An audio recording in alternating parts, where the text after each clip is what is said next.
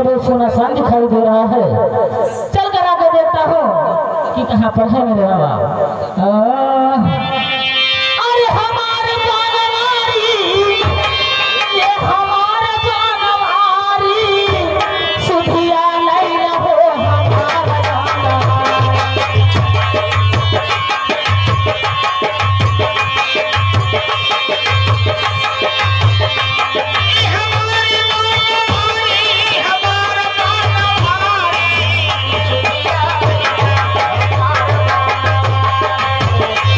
Yeah.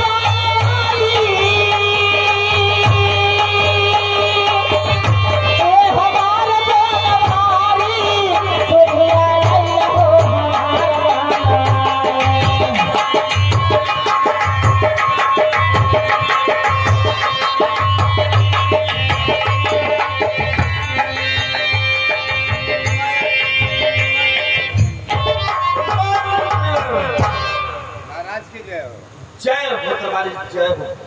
का हो तुम्हारा मंत्र जाओ देखो कोई इंसान बहुत मधुर स्वर से अपनी भजन को गा रहा है। रात में साहब हाँ अरे हमने सुट्टा ला रहे हैं और उसे बुला करके मेरे महल मेरे पास लाएंगे। राजन हो कहे रखने हम शैतान हो तान ना हो ये ऐसी बात कोई नहीं है तुम्हारी। हाँ साहब लेकर बाबू के आगे से तमाम सारे भजन का नहीं नहीं तुम्हारी। ऐसे होगी हम हुक्मे हैं हाँ जाओ दवाई दो। मारा से जय हो तुम्हारी जय। अरे एक दिन जाना होय है राम, हो एक दिन जाना होय है राम, छोड़ के जटावै वीरान, एक दिन जाना होय है राम।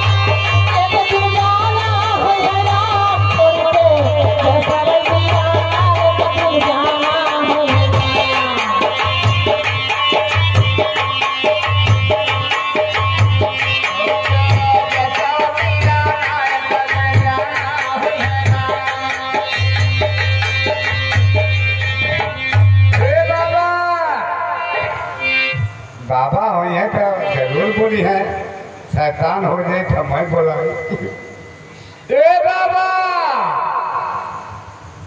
बाबा हो ए बाबा बाबा कहीं सुन के प्यार से बोला अरे क्या बात भाई चला काहे इतना तेज चिल्लात हुआ का कोनो बात बा काहे चला प्यार से बोलाओ तारी ना सुधला बाबा कहाँ हो चला कहाँ हो चला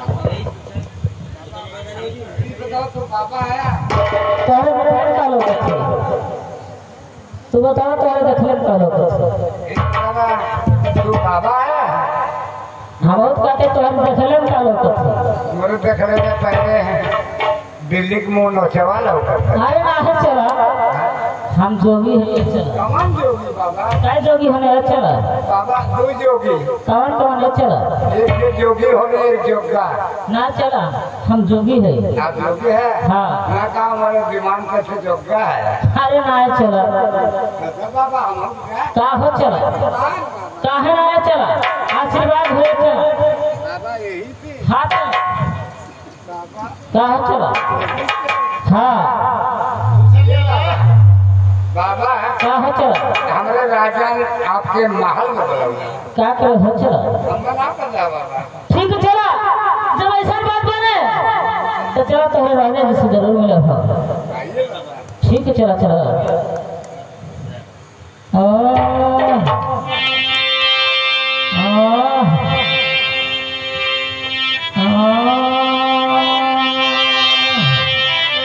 अरे कोई न जाना अरे कोई न पहचाना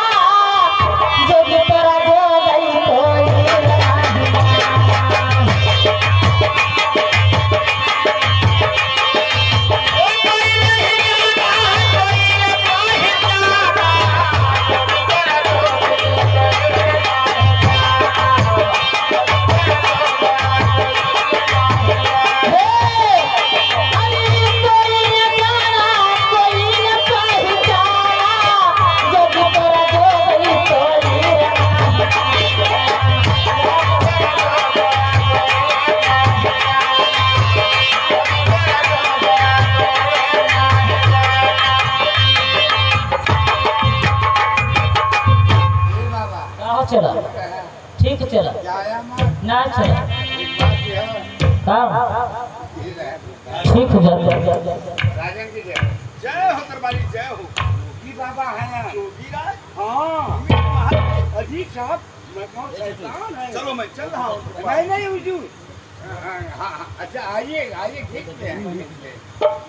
जोगीराज के चरणों में राजन का प्रणाम। आशीर्वाद हो राजन। कहिए राजन आप मुझे अपने महल में किस लिए हुआ राजन क्या बात है। जोगीराज मैं अपने महल में ये अपने सिंहासन पर बैठ करके सुन रहा था। आप बहुत सुरीली आवाज में बहुत मधुर स्वर में या भजन गा रहे थे। जोगीराज कहिए राजन आप मेरे महल में मेरे सिंहासन पर बैठ जाइए और मुझे भी ये भजन सुना दीजिए। नहीं राजन आप बैठिए मैं आपको भजन सुनाऊंगा राजन। जब आपकी इच्छा है तो मैं आपको भजन जरूर सुनाऊंगा राजन। बैठिए राजन। बाबा हाँ बाबा ऐसा सुनाया बाबा ने। माई बहने माताएं भैया लोग सब सुना है।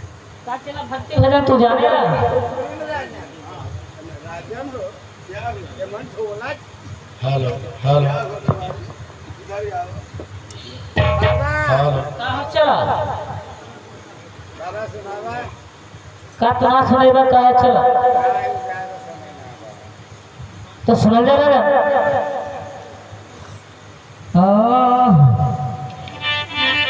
हे मरने से जगह से मेरे मन आनंद और मरने से ही पाइए पूरने परमानंद। और माता पिता सुत बंधु नारी हे माता पिता सुत बंधु नारी स्वार्थ के सब साथी भाई रे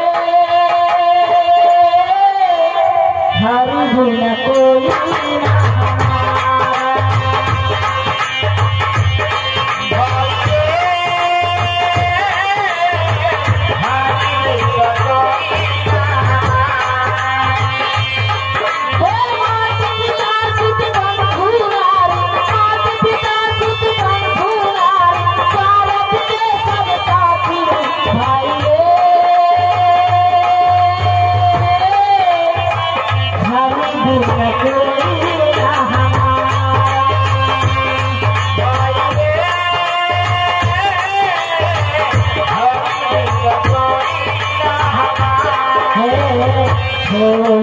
ना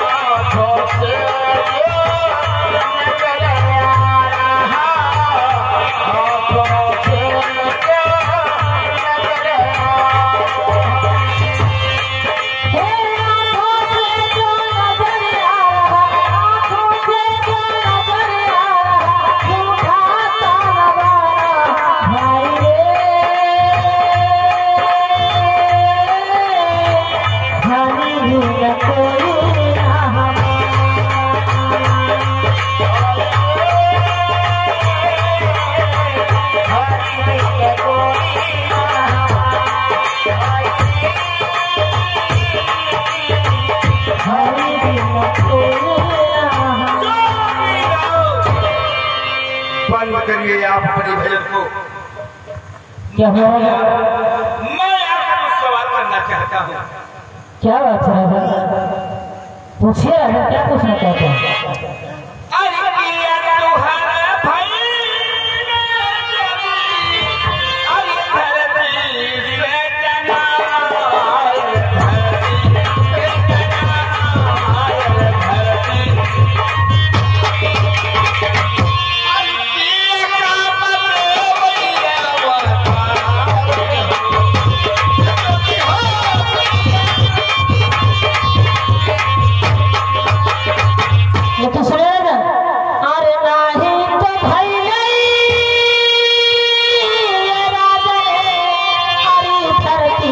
से जना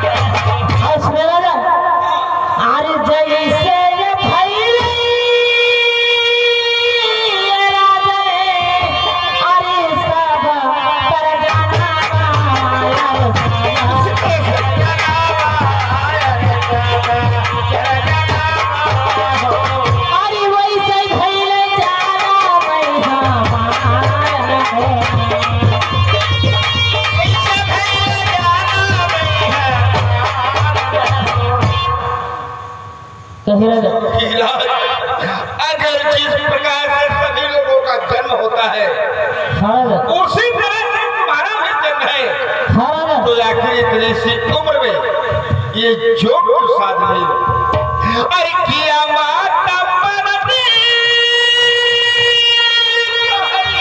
अरे किया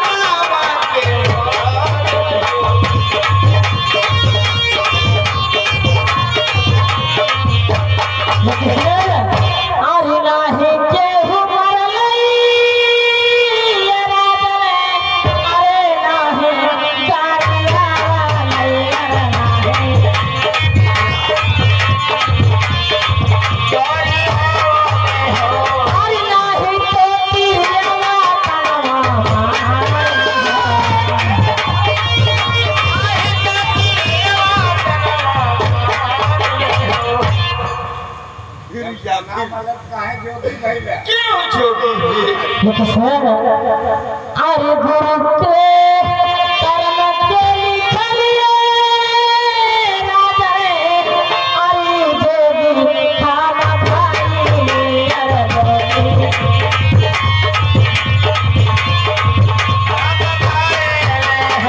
अरे भिक्षा माई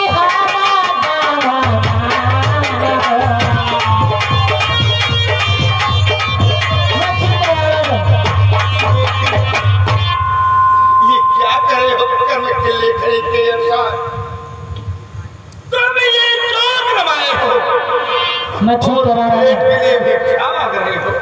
हाँ तो सुनिए जोगीराज, मैं आपसे एक विनती कर रहा हूँ। अरे हमारे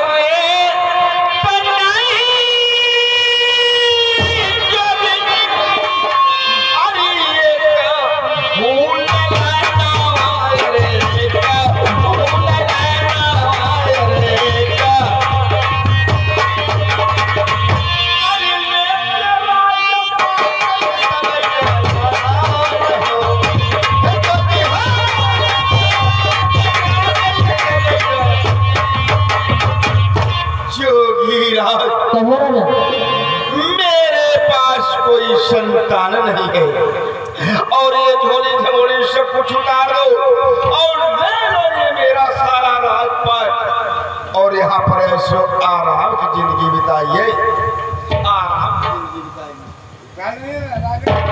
लेकिन सुनिए राजा, अरे राजुआ ये तू दिहला हमके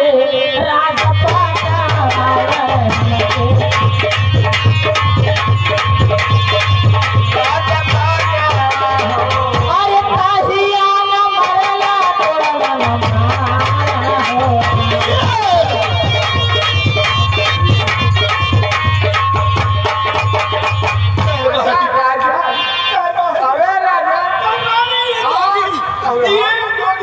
मामा क्यों कह रहा है? अरे ये मुझे समझ में राजन मामा के कहा राजन दरबारी, ये मेरे समझ के बाहर की बात है। हम इस जोगी से पूछो कि यह क्या मांगा मामा मुझे क्यों कह रहा है? दरबारी, कहीं तुम्हें तो नहीं मामा कह रहा है? मुझे मामा कैसे कहीं मेरी बहनी है नहीं। क्या दरबारी?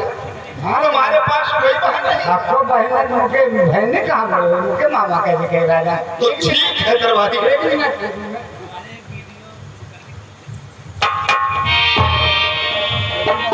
क्या बात है? क्या बात है? मामा के कल है वही मेरे मामा। ये तुम्हारा मामा। हाँ अरे तो हम मामा लगता हाँ तो यही हमारा बाबा हाँ क्या बात है? जैसे पूछे उसे से बताया हाँ पूछा। मामा कितने काला है वही मेरे मामा। वही मतलब क्या है। देखिए वहाँ पर राजा साहब मेरे मामा हैं। राजा ना मारा। हाँ हम क्या है मंत्री। राजा आप मैं भी जब है। हाँ राजा राजा राजा वो मामा आपके कहा था आपका दुर्जभार जोगी फकीर मेरा भगना बिरजाभार, ये मेरा भगना बिरजाभार, इस जोगी हाँ बाबा। आपन का जाना भगना बिरजाभार, मैं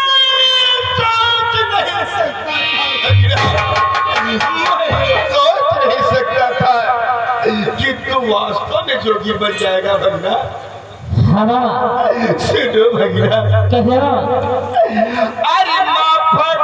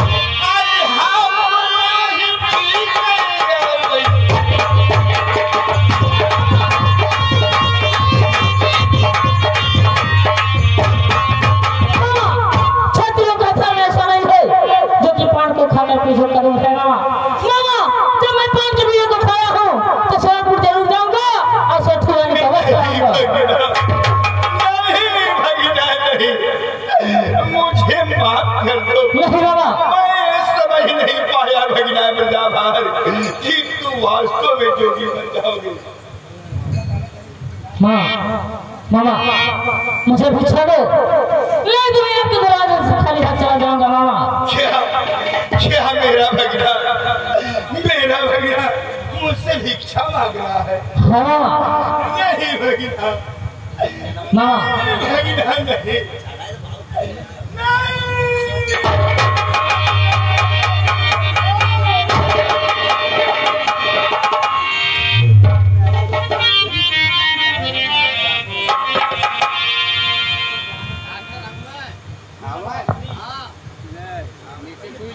नहीं, काम से नहीं अबे ना अबे मास्टर साहब अबे आवाज जाती है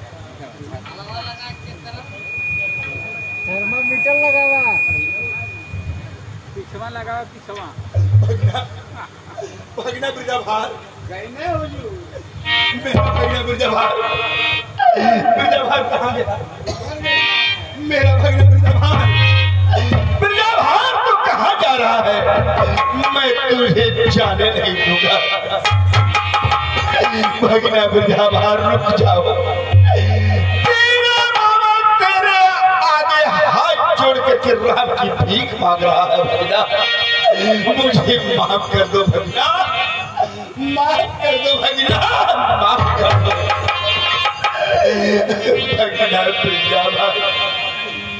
भगीना प्रियाभार तुम मुझे माफ कर दो। हर नहीं चाहिए दिल का ना किसी का, नहीं चाहिए दुखा तुझे, नहीं चाहिए दिल दुखा तुझे, नहीं चाहिए दिल का ना किसी का, नहीं चाहिए दिल दुखा तुझे।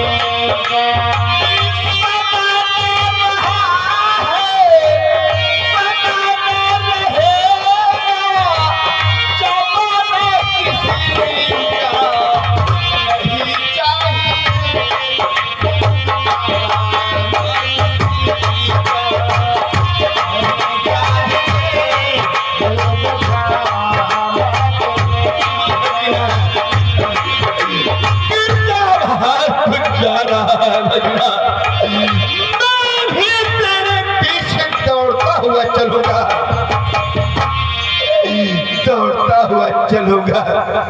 भगीना गुरजाभार रुक जाओ, रुक जाओ, भगीना गुरजाभार, मैं तुम्हारे पीछे दौड़ा हुआ।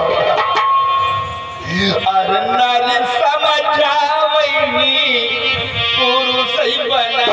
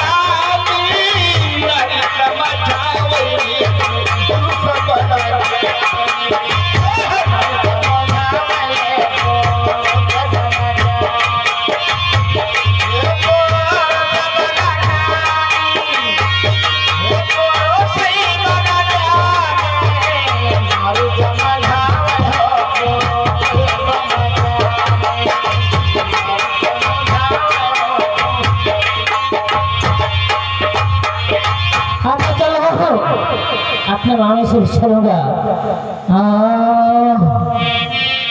कि हे भैया बिगड़ी बनाइला,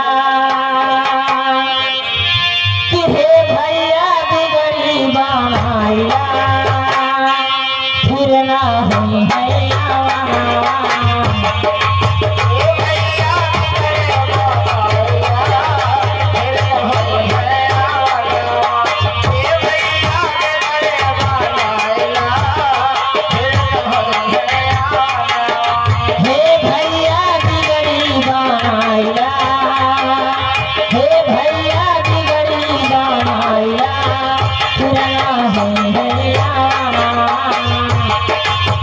भैया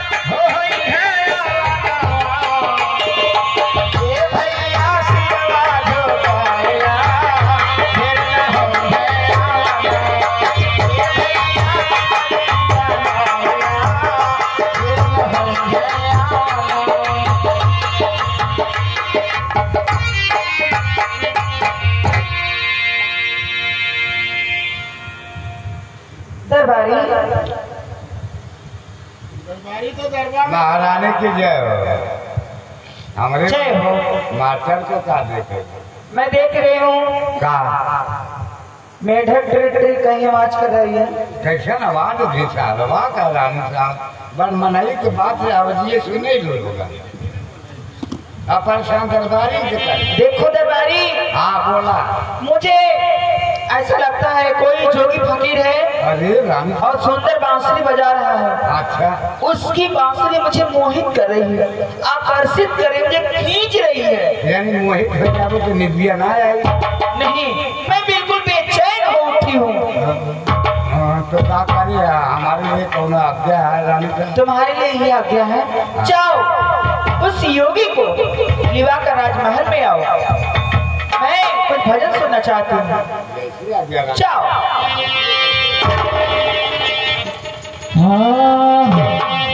हरे नैहर कई तोरावा बाड़ा हो माता, नैहर कई तोरावा बाड़ा हो माता।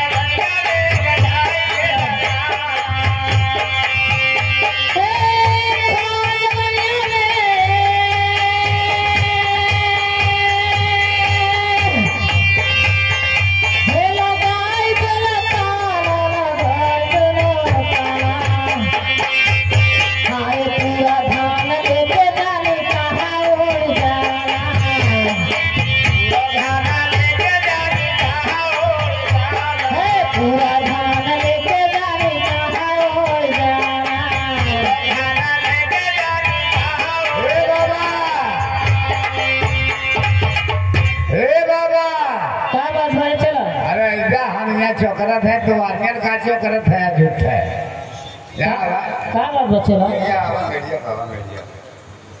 पकड़ा कोई ना छोड़ा। अच्छा बाबा का हो छोड़ा? एक काम करा। कौन काम है चला? काम ये है रानी साहब हमारे महल में बलौनी आपके का करे हो चला? यही बात ना हमें पता है लेकिन बलौनी है अगर ना चलेगा तो महाराज ले चला। ठीक है चला जब ऐसा बात बना तो आज चला तुम्हें रानी से मिल लेगा। हाँ चलो। हरे पूरा धान लेके जाने कहाँ जाला।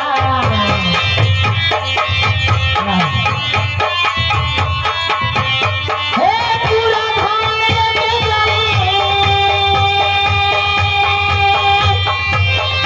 हरे कहाँ उड़ जाला भैया कहाँ उड़ जाला। हरे